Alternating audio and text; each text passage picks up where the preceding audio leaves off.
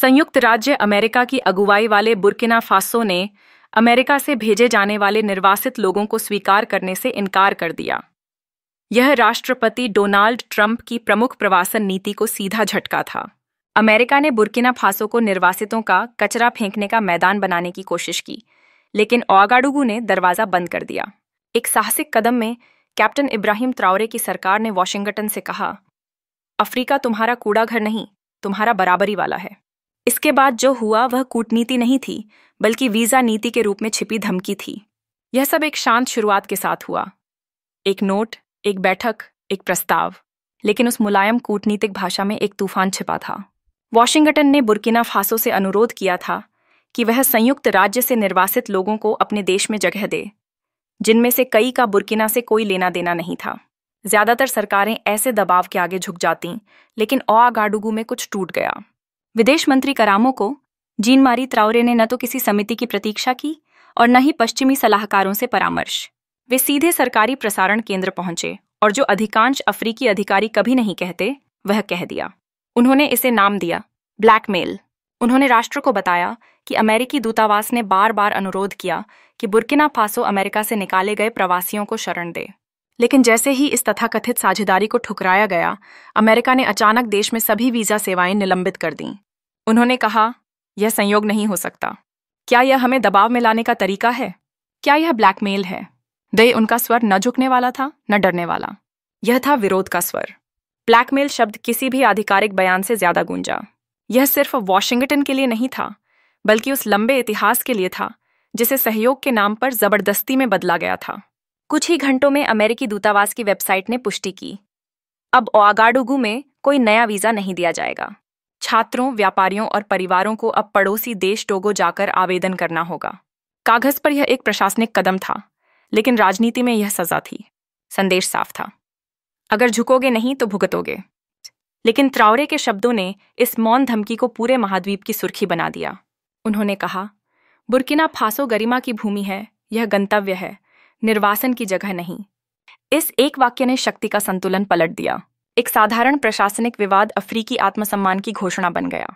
यह क्षण और भी गहरा इसलिए था क्योंकि ट्रंप की वापसी के दौर में अमेरिका प्रवासन पर सख्ती बढ़ा रहा था और अफ्रीकी, मध्य अमेरिकी और कैरेबियाई देशों को मजबूर कर रहा था कि वे उन प्रवासियों को स्वीकार करें जिन्हें अमेरिका अपने देश में नहीं रखना चाहता।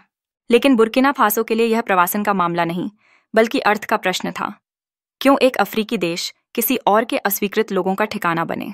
क्यों एक देश जो वर्षों के आतंकवाद और विदेशी दखल से उबर रहा है, उसे अमेरिकी निर्वासन नीतियों का बोझ उठाना चाहिए? बुर्किना फासो ने इस छिपे अपमान को पहचान लिया। वह संकेत कि अफ्रीकी सीमाओं को अब भी पश्चिम की सुविधा के हिसाब से चलाया जा सकता है। यही वजह थी कि यह मुद्दा इतना संवेदनशील बन गया। यह केवल वीजा देने या न देने का मामला नहीं था, बल्कि सहयोग और अधीनता के बीच खींची वह अदृश्य रेखा थी जिसे कैप्टन इब्राहिम ट्राओरे की सरकार पार करने से इनकार कर रही थी। अब सवाल और बड़ा हो गया, आखिर अमेरिका इतना उत्सुक क्यों है कि अपने निर्वासितों को अफ्रीकी देशों में धकेले? जवाब छिपा है एक ऐसी वैश्विक व्यवस्था में जिसे दुनिया शायद ही समझती है, निर्वासन का ठेका उद्योग। यह शक्ति असमानता पर टिका एक तंत्र है, जहां पश्चिमी देश अपने प्रवासन संकट का बोझ उन देशों पर डालते हैं जो इतने छोटे या निर्भर हैं कि ना नहीं कह सकते। और अब तक यह लगभग बिना बाधा के चलता रहा। संयुक्त राज्य के लिए प्रवासन केवल घरेलू मुद्दा नहीं, बल्कि भू राजनीतिक हथियार है। जब उसके हिरासत केंद्र भर जाते हैं या नीतियों पर विरोध बढ़ता है, तो वॉशिंगटन साझेदार देशों की तलाश करता है। अक्सर वे देश जिनकी अर्थव्यवस्था नाजुक हो, कर्ज बढ़ा हो या सामरिक महत्व हो। कुछ $1 मिलियन की सहायता, कुछ सैनिक प्रशिक्षण और सौदा तय। कागज पर सब कुछ मानवीय दिखता है। निर्वासितों को जगह मिली, सहयोग हुआ, छवि बची। लेकिन वास्तविकता में यह एक और तरह की गुलामी है। मानवीय लागत दूसरों पर डाल दी जाती है और पश्चिम अपनी नैतिक छवि बचा लेता है। परंतु जिन देशों पर यह बोझ पड़ता है, वहां परिणाम भयावह होते हैं। पहचान पत्र विहीन लोग, बेरोजगार और स्थानीय समाज में तनाव। साझेदारी के नाम पर अराजकता पैदा होती है। यही कारण है कि बुर्किना फासो का ये इनकार केवल नीति का निर्णय नहीं था, यह पूरे विस्थापन कूटनीति के खिलाफ विद्रोह था। उसने वह देखा जो बाकी नहीं देख पाए। रवांडा, घाना, इस्वातिनी और दक्षिण सूडान जैसे देशों ने पहले ही कुछ निर्वासितों को विकास सहायता के वादे पर स्वीकार किया था। कागज पर मानवीय, पर हकीकत में यह संप्रभुता का धुंधलापन था। जब कोई राष्ट्र दूसरे देश के निकाले हुए लोगों को स्वीकार करता है तो वह एक संकेत देता है कि उसकी सीमाएं उसकी इच्छा से नहीं बल्कि सौदे से खुलती हैं। यही पाखंड ट्राओरे की सरकार के लिए अस्वीकार्य था। वही देश जो मानवाधिकारों की बात करते हैं, वही वित्तीय ताकत का उपयोग कर इंसानों को माल की तरह ढोते हैं। वे इसे सहयोग कहते हैं, लेकिन शर्तें कभी बराबर नहीं होती। एक पक्ष पैसा देता है, दूसरा बोझ उठाता है। यह कूटनीति नहीं, नियंत्रण है, साझेदारी के नाम पर बंदीकरण। बुर्किना फासो ने यह भूमिका इसलिए नहीं निभाई क्योंकि वह समझ चुका था, अगर तुम एक निर्वासित को स्वीकार करोगे तो सिद्धांत स्वीकार करोगे कि तुम्हारी भूमि किसी और की राजनीतिक सुविधा के लिए उपयोग हो सकती है।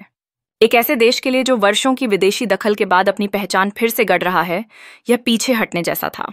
लेकिन अमेरिका की प्रतिक्रिया, वीजा सेवाएं रोकना और चेतावनी देना, असली चेहरा उजागर करती है।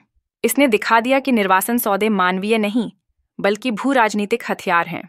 अब सवाल यह है, अगर अमेरिका वीजा को विरोध दबाने के लिए उपयोग करता है तो यह बताता क्या है कि वह अफ्रीकी देशों पर किस तरह का नियंत्रण रखता है।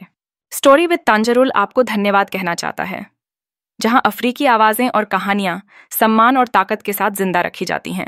आप केवल चैनल को नहीं, एक सांस्कृतिक आंदोलन को मजबूत बना रहे हैं। आइए आगे बढ़ते हैं। अगर निर्वासन चारा था तो वीजा कोड़ा बन गया। अमेरिका द्वारा बुर्किना फासो की वीजा सेवाओं का निलंबन इस बात का उदाहरण है कि शक्तिशाली राष्ट्र बिना बंदूक चलाए या प्रतिबंध लगाए केवल कुछ लाइनों से पूरे समाज पर नियंत्रण कैसे जमा लेते हैं। कोई सेना नहीं, कोई धमकी नहीं, बस एक वेबसाइट पर घोषणा और हजारों नागरिक अवसरों से वंचित। यही है नरम शक्ति का सबसे ठंडा रूप, नियंत्रण, जोर जबरदस्ती से नहीं बल्कि अनुमति से।